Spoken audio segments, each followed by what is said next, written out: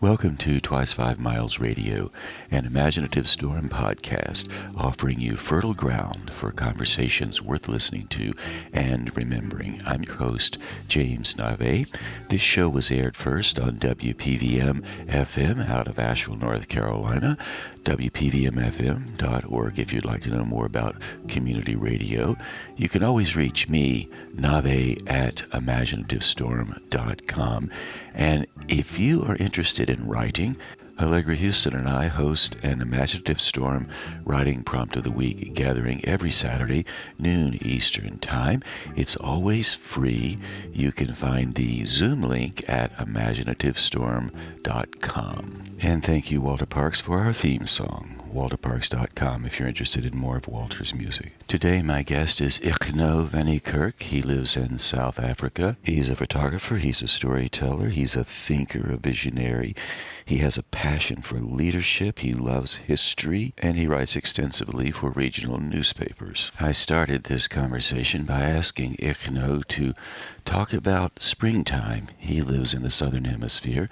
Spring is coming for him in the northern hemisphere. Fall is coming for those of us who live above the equator. So that's where we pick up the conversation. Igno talking about springtime. I think spring is usually a time of hope and new shoots and those kinds of things. In South Africa, we're having a strange time politically, so I don't want to go too deep into that. After the work of Nelson Mandela, a lot has become undone by his party at the moment because of corruption and those kinds of things. But I do also realize that we don't have to leave things up to politicians. I think nature plays its part. Spring is always coming. We've always got the choice to say, let's create our own green shoots, let's make the difference, let's start anew wherever we can. And that's where we're at the moment. But it's lovely to have the sun come out because it was a long winter. I think it was the first winter outside after 2 years of COVID. You've probably had that same experience. Nelson Mandela, he's a man whom everyone knows, as at least his name and a little bit about him. You're a lot closer because you're there in South Africa.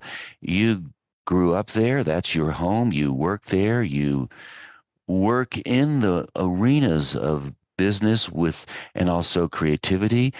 And I would love for you to reflect a bit for us on your take on how Nelson Mandela has influenced you, and it will be a little closer intake because you're there on the ground in South Africa.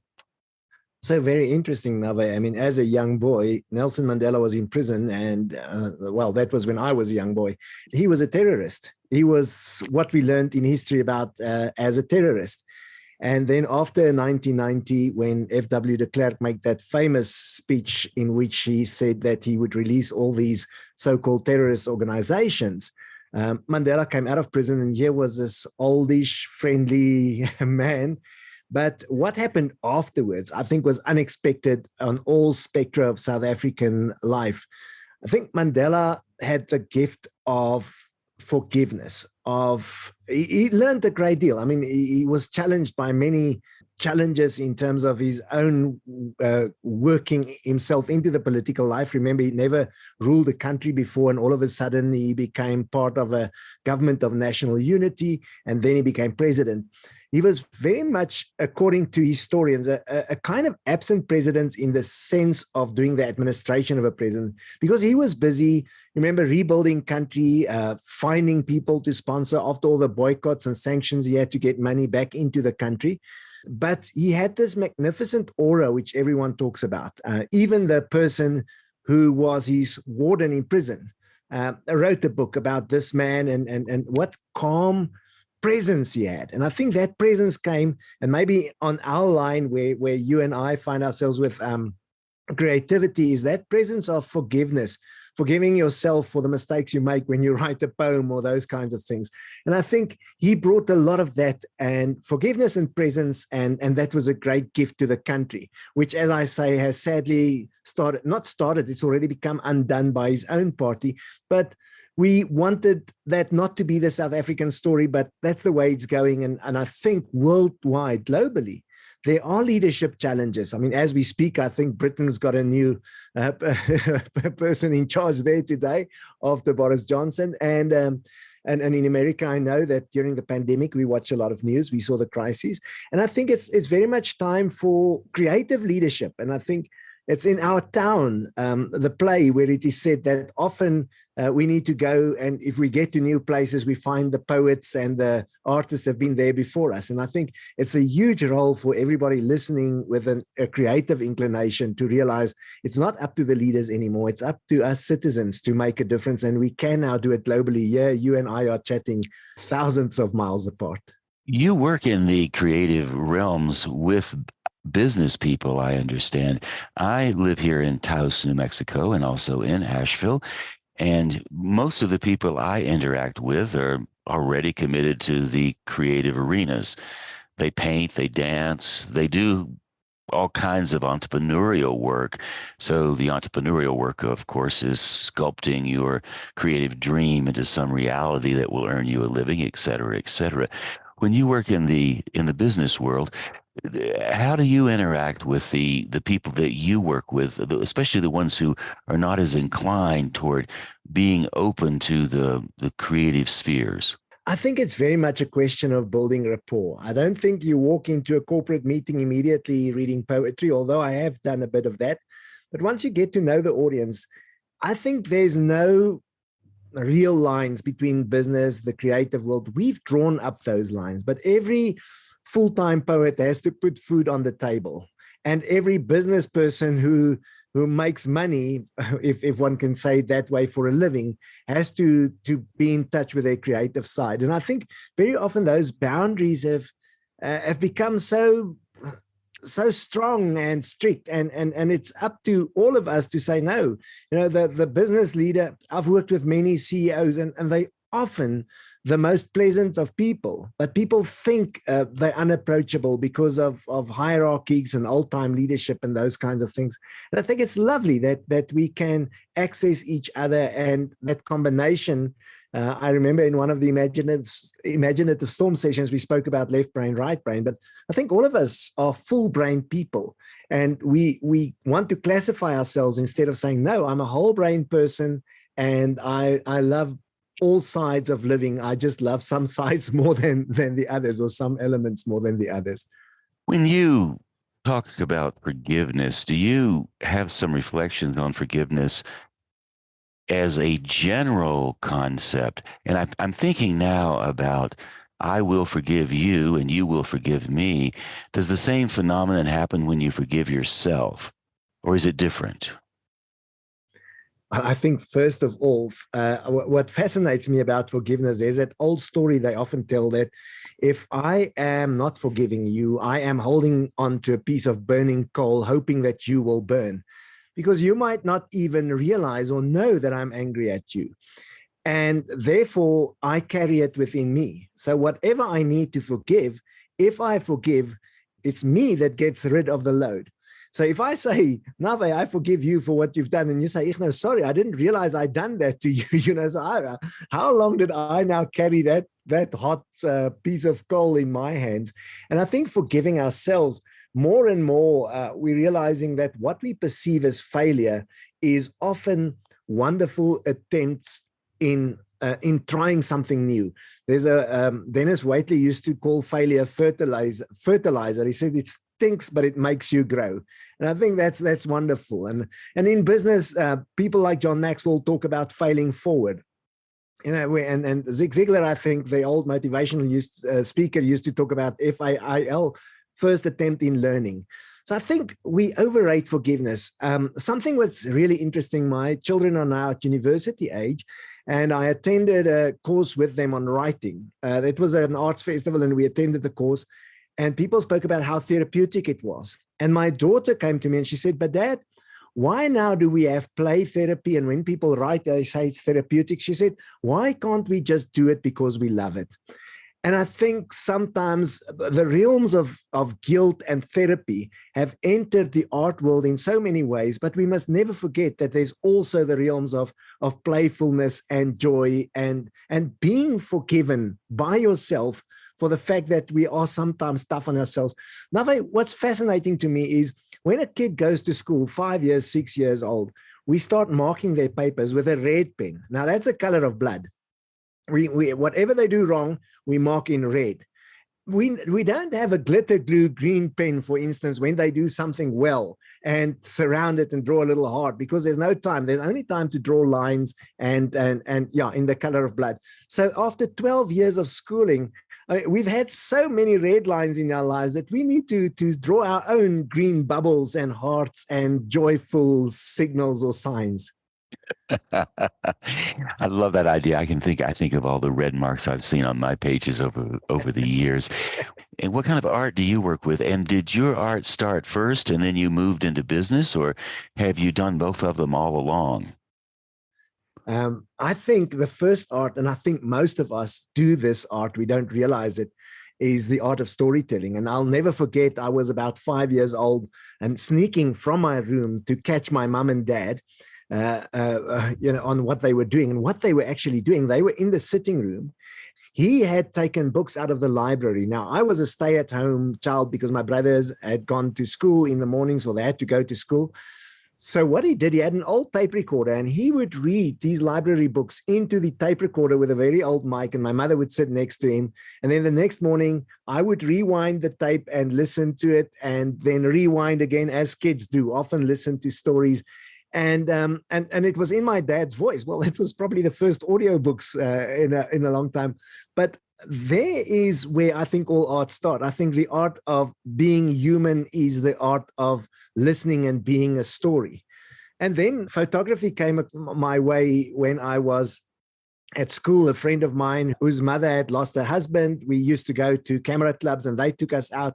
And for some reason, the photography worked, because I never thought that that would lead to leadership, because if you the kind of photography chess playing kids in school, you're not necessarily the one that's going to get into a leadership position. But what photography had taught me was to be very much awake to the surroundings. And I think that brought me into leadership, because these days, if you look at leadership, leaders need exactly what creative artists need. They need to be curious. They need to be aware of what's happening. Now, that's where the artists take us. So if the leader doesn't tap into that artist within, they're not aware of the environment. They don't sense the possibilities.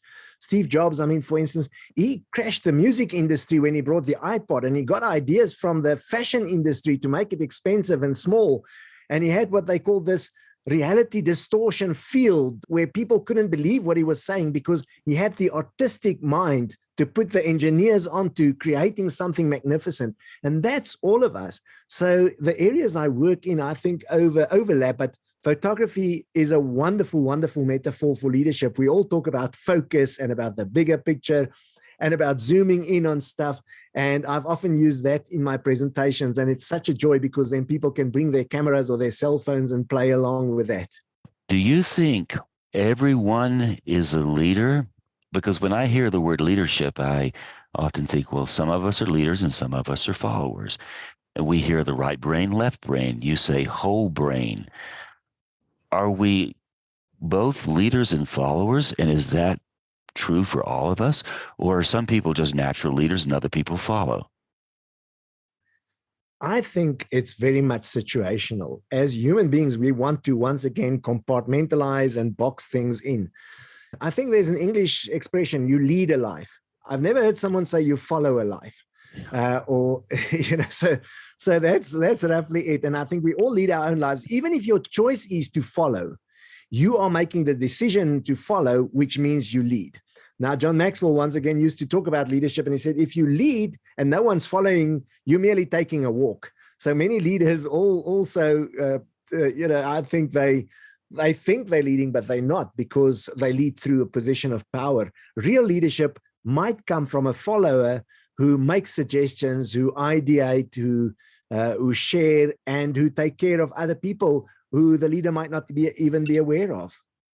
When you go into a situation and you are teaching leadership, do you think of yourself as a person who teaches leadership, or do you facilitate the idea of leadership? How do you approach it, and how do you define it when you're working with a group? People often expect leadership to be something like vision, mission, values, strategy, tactics, and bottom line. And I think those are all out there in the leadership world. But when I teach leadership, I teach awareness. I teach playfulness, because people, really good leaders, need to tap into their intuition. They need to know what's really going on in the world. And therefore, leadership to me is very often not what's contained in the world, in the word. It's very often about, we think about the position when we talk about leadership, and it's semantics. I mean, if I really can, I can almost say, if there's 3 ships on the ocean, the one closest to me is the leadership, and because that's another way of, it's semantics. True leaders have often been very humble people. When you think of Gandhi or Mother Teresa, but in different situations, they also had different ways of operating. So leadership is not a position that continues all the time. I mean, you might have a leader at work who goes home where he becomes a follower, or she becomes a follower, listening to her children, guiding her. But ultimately, Nave, I think the greatest leadership is synergy. When a leader can stand back, it's like Ben Zander, the orchestra conductor, often talks about conductors, they don't play any instrument, they don't make any noise. They just get the best out of the orchestra. And I think for me, a true leader is not the leader in the position, he's the person who manages to synergize something into a work of art. Do you define yourself as a leader? Do you see yourself as a leader? I don't see myself as a leader in the corporate sense, but I do see myself as sometimes having to take charge of situations. So I'm not, and I won't say I'm a leader, because that almost says that you're a leader in all situations. When I'm with a group, I often want to facilitate. Sometimes you become a mentor to people. Sometimes you need a mentor. Now, if I have a mentor, who's the leader, the mentor or the mentee? Because who expects what? And once again, we fall into the trap of words and their limited meaning. And that's why I love the work which you and Allegra are doing, and your work on poetry, because poetry expands words. It's expanding ideas. And that's what leadership is. We at the brink of having to expand. So yes, I'm a leader in scouting how poetry fits into leadership. But then you go back and you find that people like David White and others have done that a long time ago, and I've already worked with that. So no, then you're not a leader in terms of brand new at it. But the way in which we work and what we bring to the table and our own unique stories make all of us leaders, I think. On our Saturday morning calls, our Imaginative Storm calls, you're there almost every week. What are you getting out of that experience? Because I know you're a seasoned creative person. You do creative work all the time. You facilitate it, you lead it, sometimes you follow it. In the calls on Saturday morning, I tend to observe you as a quiet presence. And then when you say something, everybody listens. I think that's a good version of leadership. What do you get out of these calls? Why are you engaging in this imaginative process with us? I think, first of all, and this is perhaps more about life than leadership, is community. And I think you've created a wonderful community, and it's such an open community that you have created there, with people sharing, people willing to share. If you ask a question, people are open. Then the second thing about that community is, and this is what all leaders try to achieve, by the way, when I spoke about synergy, what you've achieved there is there's no judgment, there's synergy. People come together and literally synergistically, they work with words that each of them bring into the room, and then they write with those words, and then they get feedback. Well, not feedback, they almost get, if I could call it, what shall we call it? Blessings from other people on their work. And so that there's no better form of leadership than what you actually do at the Imaginative Storm.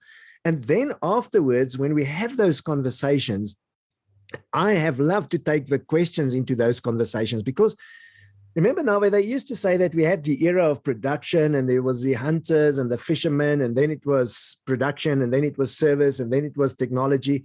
We're now in the era of wisdom, I think, where we're trying to figure out what wisdom is. And I think what Imaginative Storm does is there's a lot of wisdom in the room. You ask something about fairy tales or mythical living, and someone will have something to share.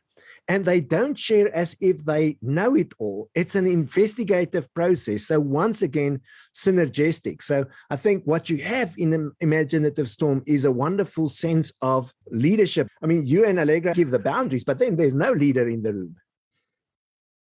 That's quite true. There's no single leader in the room. And yet when people speak up, they tend to take a leadership role, an influencer role. And it's really interesting to watch this community. And it's true with other communities as well. We're not communities as well. We're not just talking about this Imaginative Storm community.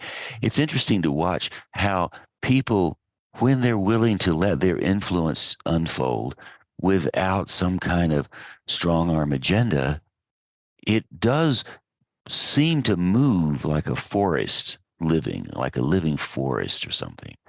And I love that about those exchanges. I think those exchanges are wonderful. And as you say, there's no leader. Everyone takes up the role, but you still have to hold the space. I mean, if the conversation gets challenging, where people might be very much different in views from each other, I think that ability to have that calm inner sense of holding the space where people differ, and in normal conversations in corporates under high pressure, they might fight each other. Yeah, there's that space that's held that said, okay, I listen to you and then you listen to me. We had a conversation about different forms of stereotyping and judgments against stereotypes a while ago. And I loved how the space felt safe. Remember now, it's really, if you consider what actually happened there, you had a global audience of people on a sensitive topic. Two people were debating, but there was that sense of calm. And I think, well, maybe you brought it, but there's always, as you say, someone who can step in and then have that sense of calm. And I think that's part of the community, to know the rules. Now, in corporate, in companies, people talk about the culture. And I think you've created a culture. Now, the culture is very often related to the stories people tell. So the stories that go out about Imaginative Storm is about these wonderful conversations. Most companies, people are working, from coffee shops. Pandemic has done a wonderful job for company and corporate culture, where people used to travel to work every morning and back, and in the afternoons, and they got angry in traffic back home. One of our futurists used to say, our grandchildren asked us one day, why did you really all go to work at the same time and all travel back at the same time? And I would like to ask the naughty question, was there no poet who could say how insane this was?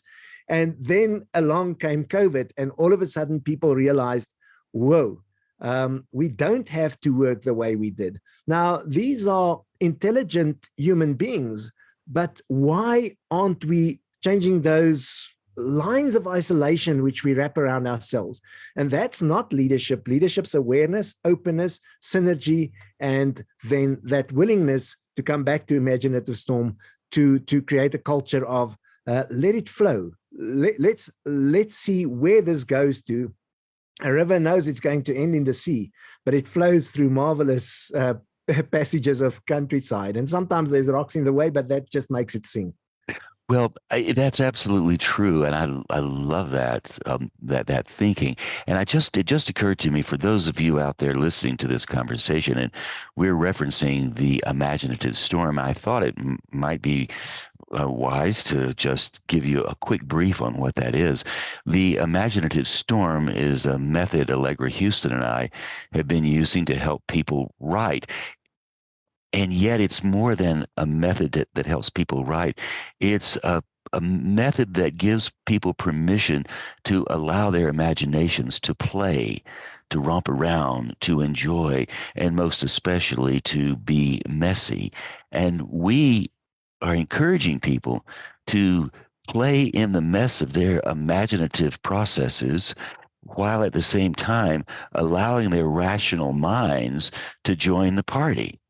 So we're not telling people to get out of their rational minds. We're not saying to you, drop your rational mind. What we're saying is let the two work together. Igno, you talked about the whole brain, and this is a concept of letting the rational mind and the imaginative mind work together, and the imaginative mind leads the dance with the rational mind. So that's why when people come on the calls on Saturday morning, we stir up the imagination. We storm it up a bit.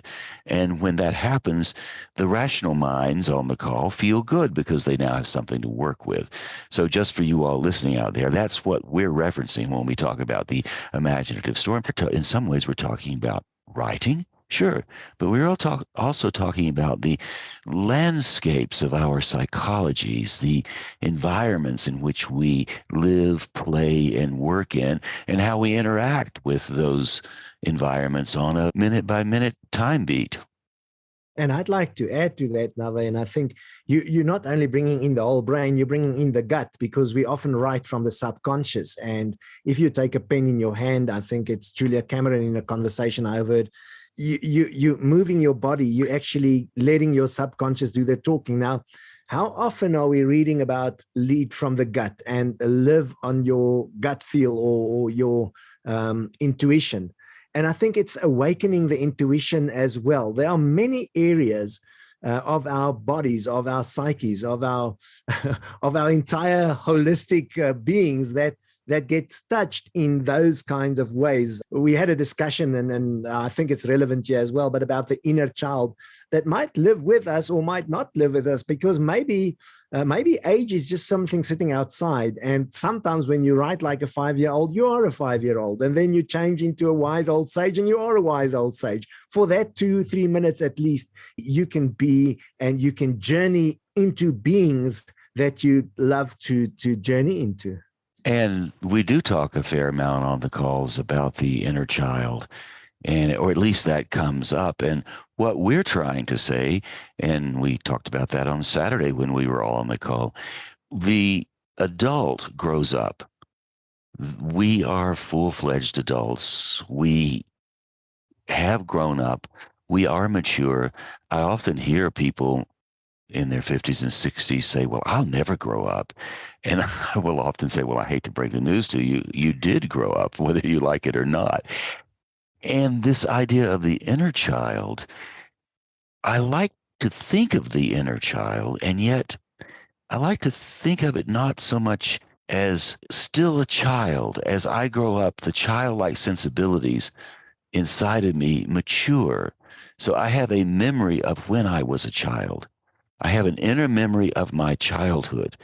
But I wonder if the inner child is always a child, or how does that define itself? What do you think? I think maybe the inner child, like leadership, has gotten so much wording around it that we've got a specific concept. Maybe we should talk about the playful me. The playful me arrives, or the playful I. I'm not sure what the grammatical context there would be, and then the serious me, and then the wise me. And I can play and I have conversations with all of these, and so it's not an inner child, it's the playful me, which acts like a child, and it sits inside of me. So yes, if you want to call it the inner child, that is it. Something when we talk about that playfulness, Fred Donaldson used to do a lot of work on play in the 80s. And one of the things which he said, which a friend of mine, Bruce Copley, often told me as I was playing with how to make training interactive, he said, is every victory is a funeral.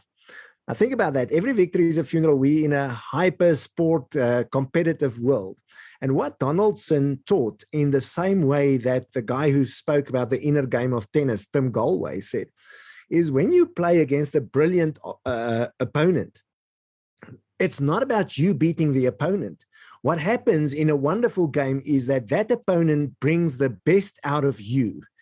And therefore you thank him at the end of the game because he or she has brought the best out of you. They've made you play better, done things which you wouldn't have believed you could do because they forced your boundaries. But every victory where you gloat because you've beaten the people is a funeral because someone has lost. And in that losing, when you gloat, you lose too. Exactly, because I always say you need to, we get bad losers, but we also get bad winners. And people always talk about, yeah, don't be a bad loser or a sad loser, but also don't be a bad winner. Be an appreciative winner, because whenever you win, it shouldn't mean someone else has lost. It should mean the boundaries have been pushed. And it's like Dwayne Dyer used to say, don't be better than anyone else, be better than yesterday. The measurement is against your previous self, your growing self. When you talk about grown-ups, I need to grow on a daily basis and learn, because then I can be better than yesterday, which often means I am more grateful. I am more, what shall I say, content than yesterday. It also might mean that I'm angrier than yesterday if I was too calm in many ways, but I need to grow and say, am I better than yesterday? Because I will never be better than anyone else, because once again, we come into the realm of story, and story, everyone's got a different story. From the moment that you conceived, there's new cells and there's genetics that plays a role in creating this marvelous story called you. Interesting. If we started to think of our losses, like I lost the match, oh, I feel bad, I lost, oh, that's not good. What if we value the loss as a much bigger win than the win? Not that you discount the win as a loss, but what if the loss equaled the value of the win in terms of both being a kind of win? I think you lose the match only if you lose yourself during the match. If you lose control of what it is that you want to be in life. Now, a match is a test. They often call test matches. And that's why you go into it. You want to test your patience, your ability to play the ball, your wonderful hand-eye coordination. Now, let's say the hand-eye coordination is not working. Yes, you might be angry at yourself. Everybody has to force and drive themselves. I think it's Stuart Jones, that photographer who used to work with National Geographic, who used to say, am I the best in the world or the best for the world? Now, even in losing, I might be the best for the world. And the other person might be the best in the world, but might not be the best for the world because of their value system and what they teach kids. And what happens is, well, we're now talking about sports, but in many ways is people use illegal substances and those kinds of things. They mess with their own health. Now, ultimately, we've got a body, we've got that's what we have. That's what we need to take care of, our own spiritual, physical being. Now, I think you lose if you mess around with that. And sports and creativity are such great opportunities to actually grow that into something, if I can call it spiritually winning. That's not church spiritual, but someone used to say we are spiritual creatures having a human experience, I think. Now, that means if my soul sits around me, I can expand my soul all the time. Speaking of expansion of the soul, I want to just go back to this idea of wisdom. And when we were on one of our Saturday morning calls, 6 or 8 months ago, you were there, and you said to Allegra and to me, why don't you two facilitate a workshop on landscapes? I would like for you to reflect on the idea of landscapes and wisdom, how those two go together. I think we all grow up in landscapes, but we might live next door to each other and perceive the landscape completely different. Now, where does that wisdom? Let's say I look at the landscape and I appreciate it and I a story about it, and you just hate the landscape.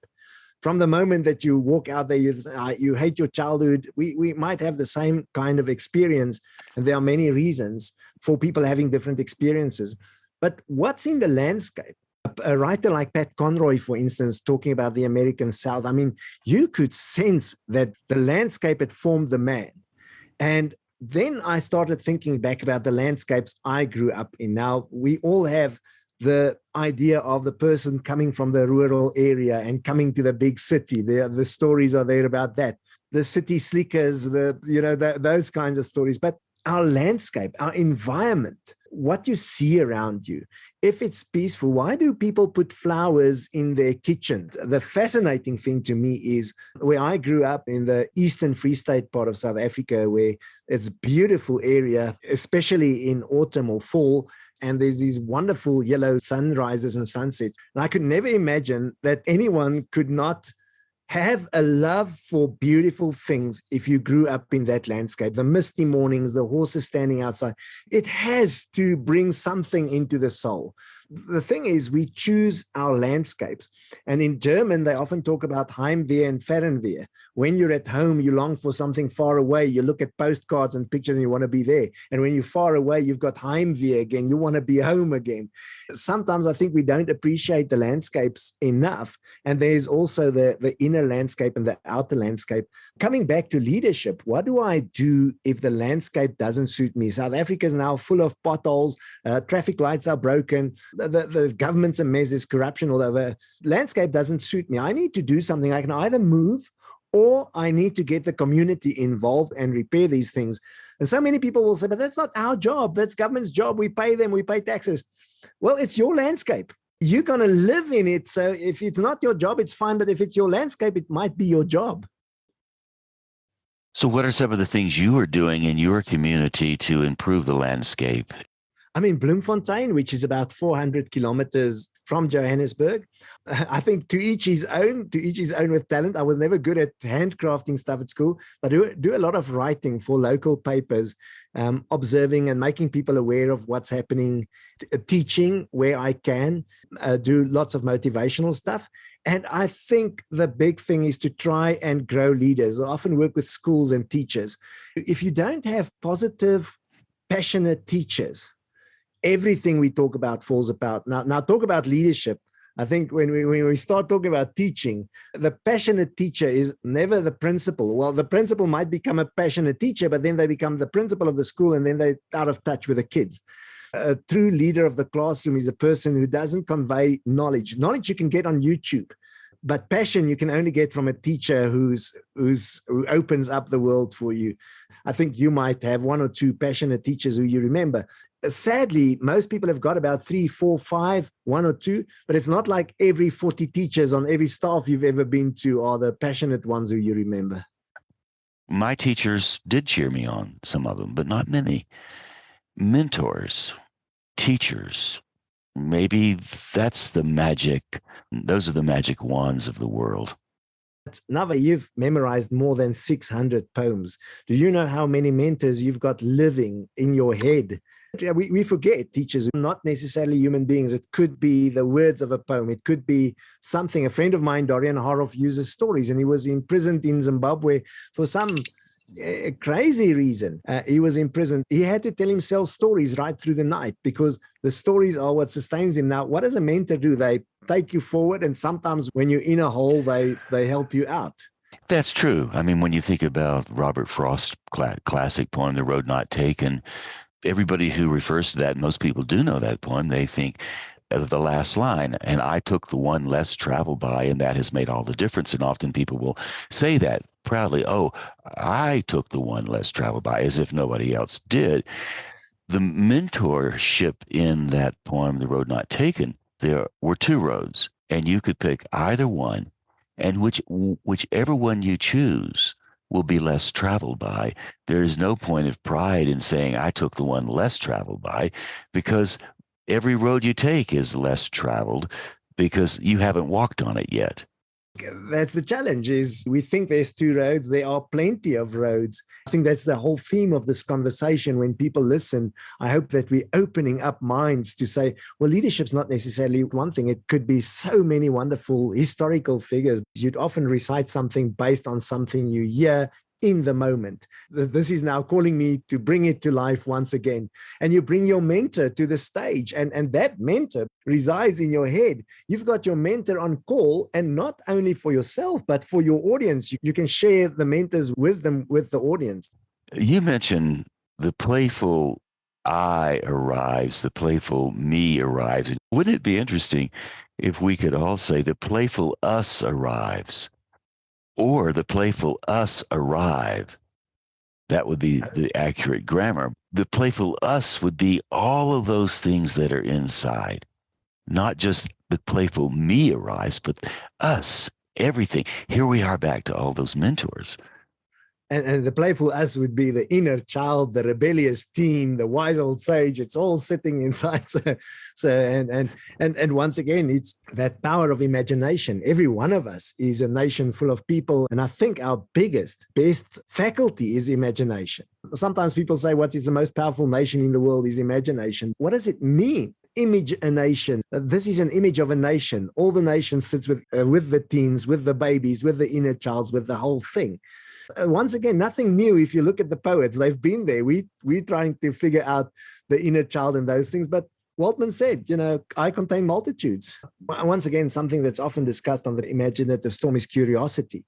That natural curiosity, Michael Gelb wrote a book on Leonardo da Vinci, How to Think Like Leonardo da Vinci. And the first element that he took out of everything that da Vinci did was what he called curiosity. He was immensely curious. He wanted to know. He wanted to find out how things worked. It wasn't as if he'd given up on something. If he didn't understand it, he'd do drawings and he'd write in his journals what he was thinking. The power of someone's imagination. That power came from da Vinci being curious. And it's that thing which Whitman says, do I contradict myself? Very well, then I contradict myself. And I think it's our right to contradict ourselves. It's synergy. We want to find a third alternative, and we can't do it if we don't have contradictory thoughts, if we just think linearly.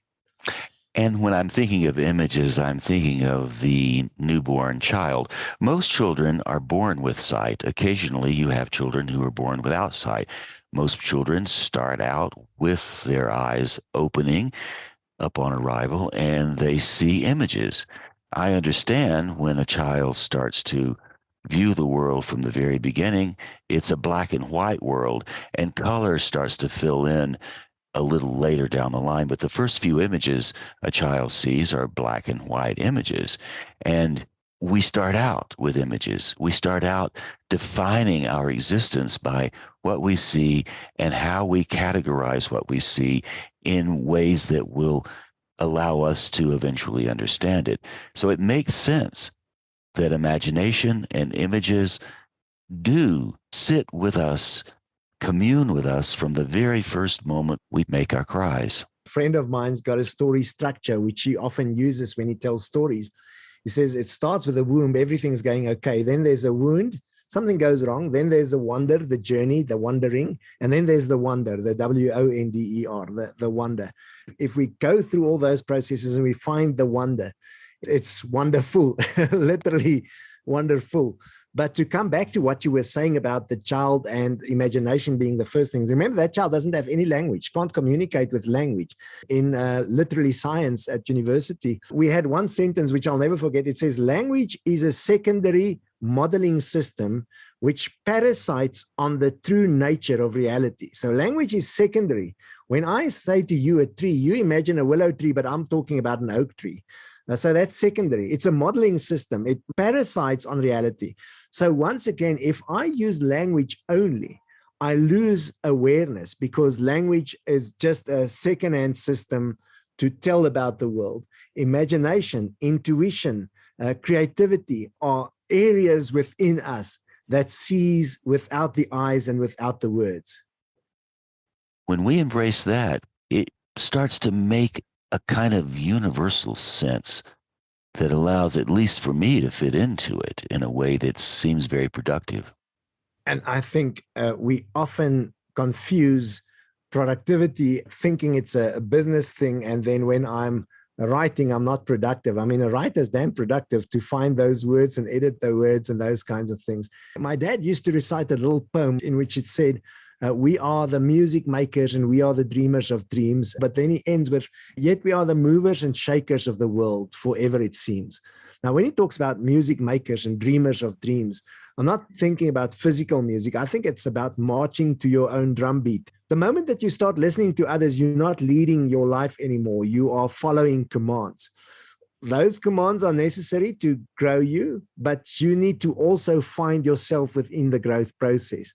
And then to march to your own drum beat. You should love the music that you play, because once again, my dad was in World War II, and he told us about one night they had a march somewhere in Egypt or Italy, and he said they were dead tired. And then out of nowhere, a band arrived and they started playing music. He said, you can't believe if the music starts playing how your body picks up and you can go again, because there's rhythm, there's life, there's some other input than the input of being tired. And I think, by the way, that's what we all need more of, the input of poetry, the input of joy. We read so many bad things. When we write history, we use newspaper headlines, which are usually the worst news in the country. That becomes history. We don't go to the letter columns or see what the people did. So I think so often in the era which we chase productivity, we are reading books on business and those kinds of things. What's required is a new look at what the innocent poetry are saying, where the whole world is talking about the chaotic world and the speed of light and how we need to move faster. If you want to be aware of what's going on, you need to pause and you need to find something in the slowness and where you find your own joy, because I think people have lost their own joy. The world advertises where you can find joy. So you go on a holiday, you buy it on your credit card, do those kinds of things. True joy comes from listening to your gut, your mind, your whole body. People can create their own communities, but live in community where you're happy, because there's so much unhappiness and challenges outside. You want to reflect back on your life and say, it was worth it all. I'd love to have the same journey again, rather than all those deathbed things we read where people say, I'm so sorry, I never tried this, or I did that, or I didn't do that. Igno, we have arrived at guess where, the top of the hour.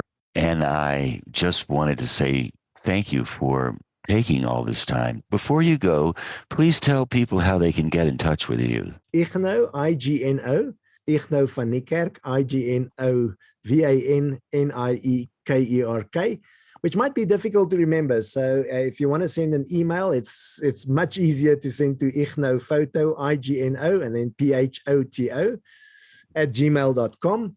And then also I've written a book, Light on Leadership, which is about photography and leadership and storytelling, about the whole combination. It's out on Amazon. People can purchase. Thanks so much for this conversation, Nava. It's always wonderful conversing with you and sharing in those wonderful, wonderful mentors that you keep in your head and listening to what they have to say sometimes. And there you go, my friends. Thus concludes my conversation with Igno Van Niekerk. Since our theme ended up being about landscapes, interior and exterior, and we referenced The Road Not Taken by Robert Frost, I'd like to recite The Road Not Taken just so you can have a reference for what Igno and I were talking about. So here's The Road Not Taken by Robert Frost. 2 roads diverged in a yellow wood, and sorry I could not travel both and be one traveler. Long I stood, and I looked down one as far as I could to where it bent in the undergrowth, and then I took the other, as just as fair, and having perhaps the better claim because it was grassy and wanted wear. Though as for that, the passing there had worn them really about the same, and both that morning equally lay in leaves no step had trodden black. Oh, I kept the first for another day. Yet knowing how way leads on to way, I doubted if I should ever come back. I shall be telling this with a sigh, somewhere, ages and ages hence. 2 roads diverged in a wood, and I took the one less traveled by, and that has made all the difference. The Road Not Taken by Robert Frost. Like Igno and I said in the conversation we just had, most people think the point of the poem, The Road Not Taken, is the last line, and I took the one less traveled by, and that has made all the difference. Well, the point of the poem is, the idea in the poem is that you have a choice. Which road do you take? Really, it matters because your choices are fateful, whatever choices you make about any set of circumstances will direct you for the rest of your life, sometimes in really dramatic ways, other times in insignificant ways that maybe you don't notice. Nonetheless, every second you live offers you that opportunity to make a choice, to walk down a different road, to go this way or that way. And, of course, whatever road you go down, that road's never been walked before because you're the only one who can walk it. I know there must be a few country songs about that. And if not country songs, you can probably write a little essay or a poem about choices you've made and roads you've gone down. I mean, wouldn't it be interesting to make a list of all of the choices you've made, say 20 of them, and then categorize those choices based on how fateful they were? Most choices you make in the moment don't seem all that dramatic. I remember once when I was in high school, I was walking out from a day in school, it could have been a Wednesday, and I walked past the gymnasium and looked into the gym and realized that it was college day. Representatives from around the area were there pitching their colleges to the students in the high school where I went to high school, Inca High School, actually, in Asheville area. It was a long time ago, 1968, actually. And as I was hurrying past to the parking lot to get in my car and drive away for an afternoon of freedom, I always loved the idea of being free from all constraints, I looked inside the gymnasium and saw all the tables and thought, well, it can't hurt to walk through. That was my faithful decision, and it was a good one. It was a momentary decision. It didn't seem like it was fateful at the moment. What could it hurt? Walk through the gym, say hello to a few friends, go home. Well, I stopped in front of the table for Brevard Junior College, which is now Brevard College in Brevard, North Carolina, and I said, well, I don't have a very good grade point average, and I'm really not sure if I would even qualify to come to college. And the representative said, well, we have academic probation. We could let you in if you wanted to come. All you have to do is fill out the application forms, take the SATs, do a few other things, and apply, and we'll let you know if you can come or not. Well, I walked away thinking, why not? I had the brochures and went home, filled out the application, I submitted it, and lo and behold, they let me in on academic probation, and rightfully so, my grades weren't that great. And because of that one fateful choice, my entire life was different. And even to this day, because of my experiences at Brevard College, my best friend who lives in Paris, John Van Hasselt, and I did a show not long ago about John and my love of Paris. And if I hadn't made that fateful decision all those years ago to take a right and walk through the gym, would never have had Paris. I would never have had the life that I've had. Now, there's your road. 2 roads diverged in a yellow wood, or 1,000 roads diverge every second, really. Which one do you take? So if you list 20 faithful decisions, usually not that dramatic, and then you build those decisions out in a story, you will find some insight that maybe you haven't thought of. So the landscapes of our lives, the landscapes of our emotional, psychological, spiritual interiors, the landscapes of what's in front of us, what's around us, of our communities. And on that note, I would like to say thank you ever so much for listening to Twice 5 Miles Radio, an Imaginative Storm podcast offering you fertile ground for conversations worth listening to and remembering. I am your host, James Nave. This show was aired first on WPVM FM out of Asheville, North Carolina, WPVMFM.org if you'd like to know more about community radio. Thank you, Walter Parks, for our theme song, walterparks.com if you would like to know more about Walter's music. If you'd like to email me, nave@imaginativestorm.com. Nave is spelled Nave. And join us any Saturday morning, noon Eastern time, for our Imaginative Storm Writing Prompt of the Week gathering on Zoom. I host it with my creative collaborator, Allegra Houston. She and I have been doing this for well over a year now. It's always free.